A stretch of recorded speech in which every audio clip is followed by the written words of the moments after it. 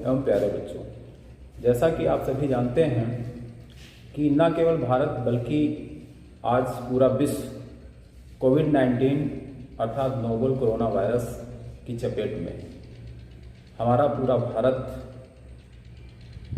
इससे ग्रसित है, जिसकी वजह से सभी प्रकार के कार्यक्रम, सभी प्रकार के कार्यालयों के कार्य बाधित हैं। संपूर्ण लॉकडाउन कर दिया गया है।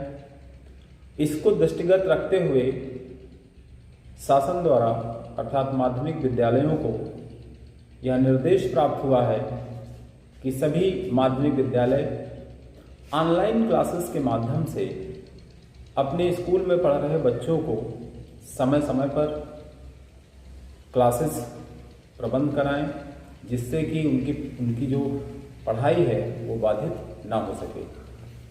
अतः मैं सभी बच्चों से और अभिभावकों से विनम्र निवेदन करता हूं कि वो अपने बच्चों को पढ़ाई के प्रति प्रेरित करें और क्लास के दौरान कॉपी और पेन लेकर बैठें, जिससे कि क्लास में पढ़ाई जा रही समस्त बातों को वो अपनी कॉपी में नोट कर सकें और नोट करने के पश्चात उसको समय समय पर रिवाइज करते रहें, जिससे कि वह टॉपिक उनका जल्द से जल्द जो है कंप्लीट हो सके। आज मैं आप लोगों के सम्मुख अंग्रेजी, जो अपने आप में एक बहुत ही व्यापक विषय है, जिसके दो भाग पढ़ाए जाते हैं। एक बुक का जो सेशन होता है, बुक का जो पार्ट होता है, ठीक, उसको मैं अभी नहीं पढ़ा रहा हूँ। सर्वप्रथम मैं ग्रामर को लेकर चल रहा हूँ, जिसके माध्यम में सभी प्रकार के जो बच्चे हैं, प्रत्येक स्टैंडर्ड के जो बच्चे हैं, जो सबके लिए जो है बेनिफिशियल सिद्ध होगा। तो सर्वप्रथम मैं जो अंग्रेजी का आधार है, अंग्रेजी की जो बेस है, आधारभूत चीज़ों को सर्वप्रथम मैं बताने का प्रयास करूँगा, जिससे कि सभी बच्चे अंग्रेजी की इस आधार को समझने के साथ साथ आगे आने वाली क्लासेस की समस्त बातों को आसानी से सीख सकें। आप सभी जानते हैं कि एक जो मकान जो नींव होती है वही उसका आधार होती है। अगर नींव ही गड़बड़ है तो मकान एक खूबसूरत यानी भव्य मकान उस पर जो है सुशोभित नहीं किया जा सकता। अतः अंग्रेजी की नींव को समझना अर्थात ग्रामर के बेस को समझना सबसे महत्वपूर्ण बात है। तो सर्वप्रथम जो ग्रामर अर्थात जिसको हम हिंदी में व्याकरण कहते हैं, हमें ग्रामर को समझना है कि what is grammar, what is grammar. अगर हम ग्रामर को डिफाइन करने का प्रयास करें, इसकी व्याख्या करने का प्रयास करें, इसको डिस्क्राइब करने का प्रयास करें, तो ग्रामर क्या है? Grammar is a correct uses of words, correct uses of words in a sentence. Correct uses of words in a sentence is called grammar. कहने का तात्पर्य क्या हुआ कि शब्दों का सही सही प्रयोग, यानी शब्दों का सही सही प्रबंधन या शब्दों की सही सही व्यवस्था, किसी भी वाक्य में शब्दों को सही व्यवस्थित रूप में रखना ही ग्रामर है। ग्रामर हमें बताती है कि हम प्रत्येक शब्द को किस क्रम में और किस जगह पर रखें। ग्रामर के माध्यम से हमें किसी भी वाक्य में शब्दों का सही क्रम पता चलता है। अर्थात ग्रामर हमें बताती है कि हम शब्दों को कैसे एक के बाद एक सब क्रम में रखते चले जाएं। इस ग्रामर के माध्यम से हम अंग्रेजी को समझने का प्रयास करते हैं। अंग्रेजी जो वास्तव में अपने आप में क्या है, एक भाषा है, और इस भाषा को हम ग्रामर के माध्यम से समझते हैं। अगर हम इसको एक सेंटेंस के माध्यम से समझने का प्रयास करें, तो सेंटेंस जैसे आपके सामने हम एक सेंटेंस लिखते हैं, Ram is a clever boy. Ram is a clever boy. अगर हम इस सेंटेंस में प्रत्येक शब्दों की ओर ध्यान दें तो इसमें जो पहला शब्द आया है जिसको हम क्या कहेंगे राम, दूसरा शब्द आया है इज, तीसरा शब्द क्या आया है ए, चौथा शब्द आया है क्लेवर और पांचवा शब्द आया है बॉय। अगर हम इनकी व्याख्या करें तो जो पहला शब्द आया है ये क्या है, अपने आप में एक नाउन है। अगर हम इस शब्द को और इसकी व्याख्या करते हैं तो हम पाते हैं ये नाउन के साथ साथ क्या है, नाउन की एक कैटेगरी है जिसको हम क्या कहते हैं, प्रॉपर नाउन है। अगर इस शब्द की हम और व्याख्या करते हैं तो हम ये पाते हैं ये क्या है, सब्जेक्टिव केस। अगर हम इस प्रोनाउन के जिसमें हम नाउन को तीन केस में बांटते हैं, सब्जेक्टिव केस, पॉजेसिव केस और ऑब्जेक्टिव केस, उस आधार पर अगर अध्ययन करें तो हम पाते हैं ये कौन सी केस है, सब्जेक्टिव केस है। हमारा जो दूसरा शब्द है इज, ये वास्तव में क्या है, वर्ब है। अगर हम वर्ब की और व्याख्या करें तो इसके अंदर, वर्ब के अंदर इसको हम किस रूप में अध्ययन करते हैं, हेल्पिंग वर्ब, यानी हम इसको क्या कह सकते हैं, ये हेल्पिंग वर्ब के रूप में कार्य करता है। और इसको एक अन्य नाम भी दिया जाता है जिसको हम क्या कहते हैं, लिंकिंग वर्ब। अर्थात इज जो है हमारा, यह लिंकिंग वर्ब के रूप में भी कार्य करता है। हमारा जो तीसरा शब्द है वो ए, जिसको हम क्या कहते हैं, आर्टिकल। क्या कहते हैं, आर्टिकल। आर्टिकल अंग्रेजी में तीन होते हैं, ए, एन और द।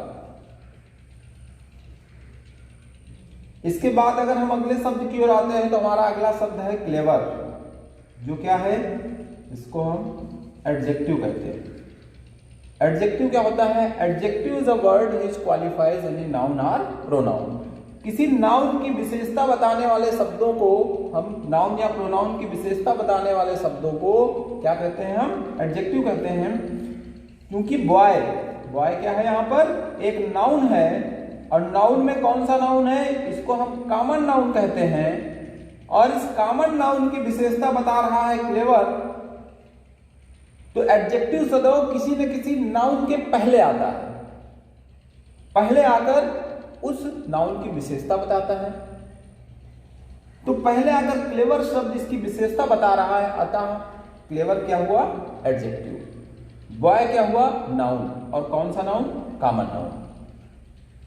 ये सेंटेंस को समझाने का मतलब क्या हुआ, अर्थात किसी भी वाक्य में शब्दों को किस क्रम में हम व्यवस्थित करें, यह हमें ग्रामर सिखाता है। ग्रामर हमें सिखाता है कि शब्दों को सही क्रम में कैसे रखा जाए।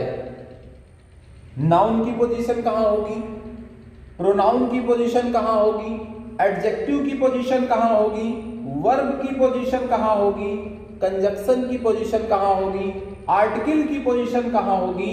इन सभी ग्रामर के जितने भी टर्म्स हैं, इन सभी टर्म्स की पोजीशन कहां होगी किसी भी वाक्य में, इन सब के बारे में हमें कौन बताता है, ग्रामर। अर्थात ग्रामर व्याकरण के माध्यम से हम शब्दों का सही सही उपयोग, the correct use of words हम सीखते हैं। शब्दों का सही सही प्रयोग, यानी किसी वाक्य में कहां पर होगा, किस शब्द के पहले होगा, किस शब्द के बाद होगा, ये हम किसके माध्यम से सीखते हैं, ग्रामर के माध्यम से, यानी व्याकरण के माध्यम से हमें ये सीखने को मिलता है।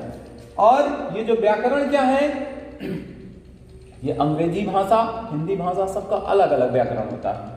अंग्रेजी भाषा जो अपने आप में, अगर हम इसके बेस को समझने का प्रयास करें, अंग्रेजी भाषा के आधार को अगर हम समझने का प्रयास करें तो हम देखते हैं आपके सामने एक ये सीरीज बनी है कि अंग्रेजी भाषा अपने आप में क्या है, एक लैंग्वेज है, एक भाषा है। भाषा को सीखने के लिए, किसी भी भाषा को सीखने के लिए हमें कुछ स्किल्स की जरूरत पड़ती है। वो स्किल्स को हम जो है LSRW के नाम से जानते हैं, अर्थात listening, speaking, reading, and writing. कहने का मतलब क्या हुआ कि अगर हमें किसी भी भाषा को सीखना है तो बिना इन 4 स्किल्स के एक क्रम में अगर हम भाषा को नहीं सीखते हैं तो हम उस भाषा को सीख नहीं पाएंगे। यानी अगर हमें किसी शब्द को सीखना है तो उस किसी शब्द को सीखने के लिए सबसे पहले हमें उसको सुनना पड़ेगा। अगर हम उसको सुनते हैं, एक अच्छे श्रोता हैं, एक अच्छे लिसनर हैं, एक अच्छे ऑब्जर्वर हैं, तभी हम उसको, अगर किसी भी शब्द को अच्छे से सुनते हैं तभी उसको हम बोल सकते हैं। अर्थात सुनने के बाद ही दूसरी स्किल शुरू होती है। यानी स्पीकिंग जब सुनते हैं तभी बच्चा क्या करता है, उस वर्ड को बोलने का प्रयास करता है। अगर कोई छोटा सा बालक है, अगर उसको कोई भी शब्द, अगर आपने उसके सामने एप्पल कहा तो जब आपके मुंह से वो एप्पल सुनेगा तभी वो बोलने का प्रयास करेगा। और जब बोलना बच्चा सीख जाता है, छोटा सा बच्चा, तो धीरे धीरे उसको बोलने के साथ पढ़ने का ज्ञान होता है। पढ़ने की यानी उसी तरह के बहुत सारे शब्दों को पढ़ना सिखाया जाता है जिसके माध्यम से आसानी से वो पढ़ने लगता है। और जब पढ़ना सीखता है तो अंतिम चरण में हर प्रत्येक शब्द को जब वो पढ़ना जान जाता है तो उनको लिखने की प्रक्रिया धीरे धीरे, अर्थात ये जो 4 स्किल्स हैं लैंग्वेज की, इन्हीं के माध्यम से किसी भी लैंग्वेज को हम सीखने का प्रयास करते हैं, किसी भी लैंग्वेज को हम सीखते हैं। और ये लैंग्वेज जो है, वास्तव में जो भाषा है, वो एक ध्वनि की उत्पत्ति होती है। यानी कहने का मतलब कि अगर हम कोई भी भाषा सीखते हैं तो बिना ध्वनि के किसी भी भाषा का ज्ञान संभव नहीं है। अगर आप सपोज करें कि सर्वप्रथम अगर मानव आया होगा तो मानव ने सर्वप्रथम कोई ना कोई भाषा बोली होगी। यानी सबसे पहले साउंड प्रोड्यूस किया, साउंड उत्पन्न हुआ और उस साउंड को ही समझने का प्रयास किया गया होगा। और जो साउंड, जो ध्वनि उत्पन्न हुई है, उस ध्वनि को उत्पन्न करने के लिए कुछ प्रतीकों का हम प्रयोग करते हैं, कुछ चिन्हों का प्रयोग करते हैं। और साउंड को, यानी हम ध्वनि को, अपने अंदर से निकलने वाली ध्वनि को उत्पन्न करने के लिए जिन प्रतीकों का प्रयोग करते हैं उनको हम अल्फाबेट कहते हैं। अंग्रेजी में क्या कहते हैं? अल्फाबेट कहते हैं। जो अंग्रेजी में कितने होते हैं? 26 होते हैं। हमारे अंग्रेजी में अल्फाबेट कितने होते हैं? 26 होते हैं, जिन्हें हम 2 कैटेगरीज में बांटते हैं। पहला है वॉवेल और दूसरा है कॉन्सोनेंट। वॉवेल एंड कॉन्सोनेंट, इन सभी को आपने प्राइमरी लेवल पे पढ़ लिया है। वॉवेल जो वास्तव में कितने होते हैं? 5। There are 5 vowels in English language. A, E, I, O, U, ये 5 वॉवेल्स होते हैं। और कॉन्सोनेंट जो होते हैं हमारे रिमेनिंग कितने बचे? 21।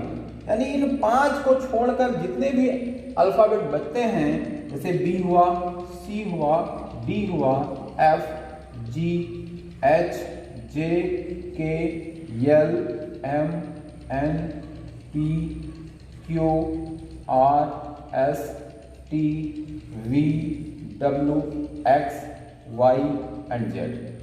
अर्थात ये जो 21 है, इनको हम क्या कहते हैं? कॉन्सोनेंट कहते हैं।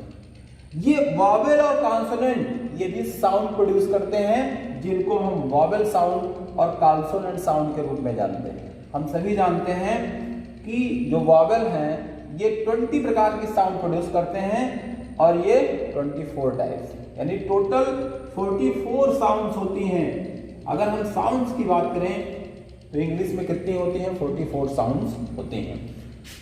इन्हीं, अब आगे बढ़ते हैं तो हम देखते हैं कि इन्हीं अल्फाबेट से भी मिलकर किसका निर्माण होता है? किसकी रचना होती है? वर्ड, अर्थात शब्द की रचना होती है।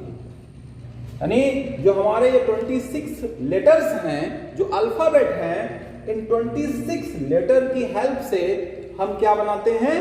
वर्ड की रचना करते हैं। अब हम ये देखेंगे कि वर्ड फॉर्मेशन कैसे होता है, यानी वर्ड की रचना, शब्द का निर्माण कैसे होता है, इसके बारे में हम देखेंगे। Word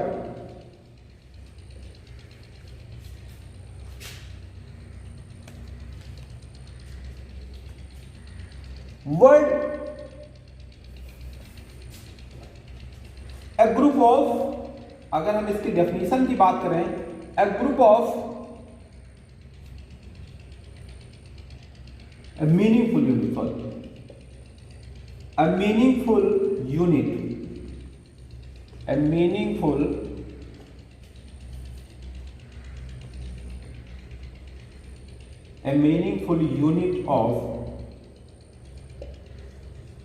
unit of alphabet. A meaningful unit of alphabet is called word. कहने का मतलब क्या हुआ कि अगर अल्फाबेट को एक साथ हम रखते हैं और एक साथ रखने से उसका कुछ अर्थ निकलता है, यानी एक सार्थक इकाई, अल्फाबेट को दो या दो से अधिक अल्फाबेट को एक साथ रखने से, यानी जो अल्फाबेट है, अल्फाबेट से अगर एक सार्थक भाव निकलता है तो उसको हम क्या कहेंगे? वर्ड कहेंगे। जैसे आपके सामने एग्जांपल है, जैसे हम लिखते हैं pen, man, bat, sat, fat, chair, ये सभी क्या हैं? ये सभी वर्ड्स हैं जो किससे बने हैं? अल्फाबेट से। जैसे हम अगर पेन में देखें तो देयर आर 3 अल्फाबेट्स, मैन में देखें देयर आर 3 अल्फाबेट्स, चेयर में देखें कितने अल्फाबेट्स हैं? 1 2 3 4 5, देयर आर 5 अल्फाबेट। कहने का मतलब क्या हुआ कि अल्फाबेट से मिलकर शब्द का निर्माण होता है, लेकिन अल्फाबेट से मिलकर शब्द का निर्माण होता है तो उसका कुछ अर्थ निकलना चाहिए। अगर हम, जैसे मान लीजिए हमारा कोई भी शब्द है, अगर इसमें शब्दों के क्रम को हम इधर उधर, अल्फाबेट के क्रम को इधर उधर रख दें और उसकी कोई मीनिंग ना निकले तो उसको हम वर्ड नहीं कहेंगे। जैसे हमने इसको लिख दिया, टी को पहले लिख दिया, एफ को यहाँ लिख दिया, ए को लिख दिया, तो इसका कुछ अर्थ यानी इसकी कुछ मीनिंग नहीं निकलती है, इसका कुछ भाव स्पष्ट नहीं होता है, अतः हम इसको वर्ड नहीं कहेंगे। वर्ड का तात्पर्य क्या है कि a meaningful unit of alphabet, यानी अ मीनिंगफुल यूनिट। अपने आप में वर्ड क्या है? एक सार्थक इकाई है। वर्ड क्या है? एक सार्थक इकाई होती है जिसको हम क्या कहते हैं? वर्ड कहते हैं। अब अगर हम वर्ड के काइंड्स पे आ जाएं, तो वर्ड्स के काइंड पे आते हैं तो वर्ड को 3 कैटेगरीज में बांटा जाता है। पहला जो होता है उसको हम कहते हैं सिंपल वर्ड, या इसी को क्या कहते हैं? Root word. सिंपल वर्ड या रूट वर्ड। दूसरा क्या होता है? Complex word. And third one is compound word. Third one is compound word. अर्थात हम वर्ड को 3 रूपों में, यानी इसकी फॉर्मेशन के आधार पे, इसकी फॉर्मेशन के आधार पे, इसके निर्माण की प्रक्रिया के आधार पे, शब्द निर्माण की प्रक्रिया के आधार पे हम वर्ड को 3 कैटेगरीज में अध्ययन करते हैं। Simple word, root word, complex word या कंपाउंड वर्ड। अब वर्ड के बाद अगर हम अगले स्टेप पे आते हैं तो अगला स्टेप आता है सेंटेंस का, अर्थात वाक्य। वाक्य किसे कहते हैं? वाक्य का निर्माण किससे होता है? शब्दों से होता है, लेकिन इसका भी एक भाव होना चाहिए, यानी ए ग्रुप ऑफ वर्ड्स। अगर हम सेंटेंस की व्याख्या करें तो सेंटेंस क्या होता है? ए ग्रुप ऑफ वर्ड्स। अगर हम ए ग्रुप ऑफ वर्ड्स कह दें तो ये सेंटेंस की जो व्याख्या होगी ये गलत होगी। क्यों?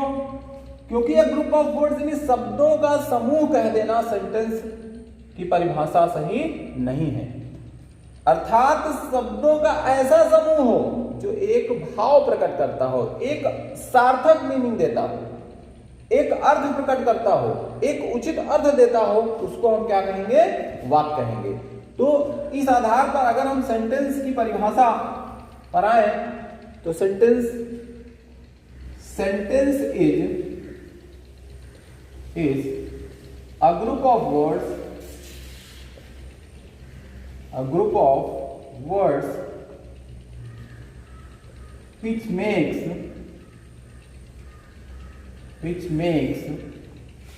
a complete sense, which makes a complete sense। कहने का तात्पर्य क्या हुआ? वाक्य किसे कहते हैं? ए ग्रुप ऑफ वर्ड्स, शब्दों का ऐसा समूह जो makes a complete sense. Complete का मतलब क्या हुआ? पूर्ण भाव। सेंस मतलब भाव या अर्थ, जो अपना पूर्ण अर्थ प्रकट करता हो। शब्दों का ऐसा समूह जो अपना पूर्ण अर्थ देता हो, उसी को हम क्या कहेंगे? वाक्य कहेंगे। कहने का मतलब क्या हुआ? अगर हम एक सेंटेंस लिखें, अगर आपके सामने एक सेंटेंस लिखें, जैसे हमने लिख दिया राम ने कुत्ते को डंडे से मारा। यह सेंटेंस वास्तव में अपनी एक मीनिंग, अपना एक भाव प्रकट करता है। लेकिन अगर इसी वाक्य में अगर हम शब्दों को अलग क्रम में व्यवस्थित कर दें, डंडे ने राम से मारा कुत्ते को, अगर हम सेंटेंस में शब्दों को एक ऐसे क्रम में व्यवस्थित कर दें जिससे कि उस सेंटेंस का कोई भाव प्रकट ना हो, तो हम उसको सेंटेंस नहीं कह सकते। अगर हम इस सेंटेंस को देखें तो यह सेंटेंस अपने आप में एक सार्थक मीनिंग प्रकट नहीं करता है, अतः हम इसको वाक्य नहीं कहेंगे। इसका मतलब क्या हुआ कि sentence is a group of words which makes a complete sense, यानी सेंटेंस एक कंप्लीट अर्थ देना चाहिए। अगर कंप्लीट अर्थ नहीं देता है तो हमें उसको वाक्य की कैटेगरी में नहीं रखना। तो इस तरह से वाक्य की परिभाषा आप लोग समझ गए होंगे।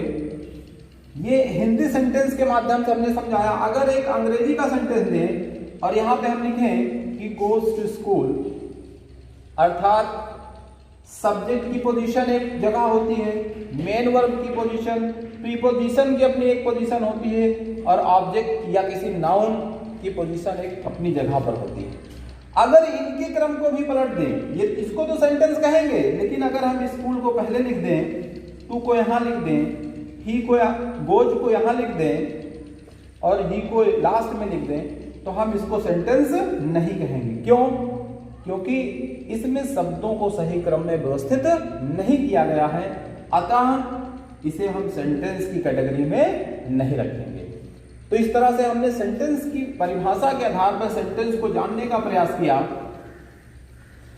अब अगर हम वर्ड के बारे में, वर्ड और सेंटेंस, इन दोनों की विस्तृत व्याख्या, अगर इनके भाव यानी इनके अगर विस्तृत स्वरूप का अध्ययन हम लोग करेंगे, जो कि वास्तव में ग्रामर के आधार स्तंभ माने जाते हैं।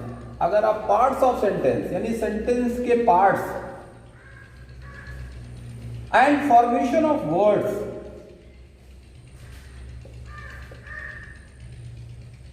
फॉर्मेशन ऑफ वर्ड्स, शब्दों का निर्माण कैसे होता है और सेंटेंस के अंदर कौन कौन से भाग होते हैं। सब्जेक्ट होता है, वर्ब होती है, ऑब्जेक्ट होता है, और जितने भी जो पार्ट्स ऑफ स्पीच होते हैं, parts of speech, noun, pronoun, verb, adjective, adverb, preposition, conjunction, interjection and article, ये सभी को हम एक सेंटेंस के अंतर्गत एक व्यवस्थित स्वरूप में अध्ययन करेंगे। और जब ग्रामर के इस आधार का हम अध्ययन कर लेंगे, तभी ग्रामर के विस्तृत स्वरूप को हम जान सकेंगे। तो आज की क्लास के लिए हम यहीं तक इसको रोकते हैं, और अगले दिन हम आपको वर्ड और सेंटेंस के बारे में, वर्ड और सेंटेंस की विस्तृत व्याख्या के बारे में बताएंगे, जिससे कि आप का जो ग्रामर का जो बेस है वो और अधिक मजबूत हो सके। धन्यवाद।